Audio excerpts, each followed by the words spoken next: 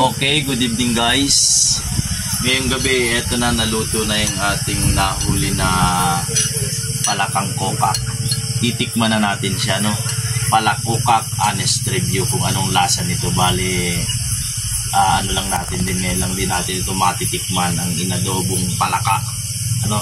So, tayo syempre ang unang titikin nito guys. Ano? Tikman natin kung anong lasa niya. Ayan, oh. Parang hita ng ibon. Tikman natin.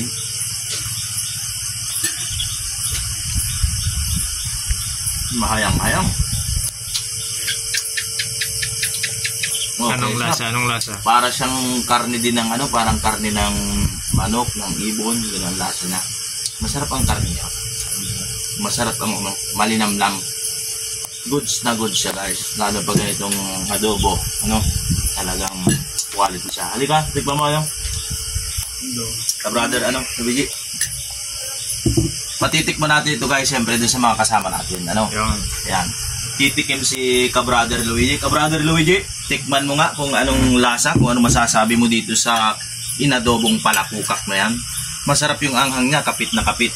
Tikman mo, ayan na. First bite. Iyon. Anong lasa? Kung i-grade mo ang lasa ng adobong palakokak? 1 to 10. 1 to 10. 11, no? Siyempre, titikim din si Kuya, ano, Udong TV. Halika na, huwag ka na mahiya. Lapitan, dito ka, oh. Dito na, oh. Tikman mo. Nahihiya siya, guys. Ikaw mag-video, patikin mo yung video. So, si ka-brother DJ naman ang patitikmin natin. No? Tikman mo, ka-brother DJ, kung anong lasa ng adobong palakokak. Pangilang beses mo ba yung ka Master DJ makatikim niyang adobong palaka na yan? Pangunang beses pa lang. Sige, try mo. Oh, kumusta ang lasa? Malasa po, nakagat ang halang. Iyon. Kung i-grade mo siya from 1 to 10, ano ang grade ng ating adobong palakokak? Radong 10 po, maantak ang pagkata. Iyan, yun. Siyempre, may bahay, hindi natin makakaligtang hindi patikmin. Brother Louie, tikman na ang ating nilutong adobong palakokak. Ayan na. Ayan ang ating... hindi yan na. Anong masasabi niyo po? Sa amoy pa lang. Amoy pa lang ay tiyak na masarap. Ayan, ang the best niyan. Ano, yan po yung honest review lang natin sa ating nilutong adobong palakokak. Ayan. Ayan, oh. Itong parang ano, parang sita na ito. Ayan, oh, malaman siya, oh. Sa lasa po, ano ba ang kahalintulad ng lasa niya? Sili.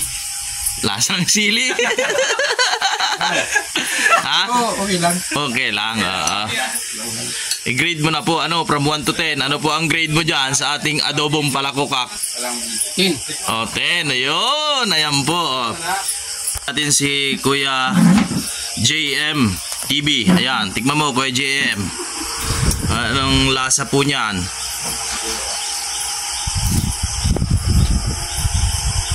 Kumusta ang lasa? Quality.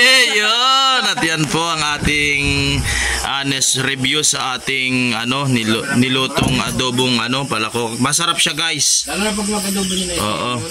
Yung ganyang luto ay patsambayan ano, pero the best.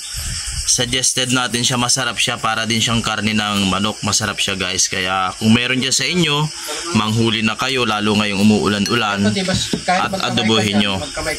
Oo, masarap siya, masarap.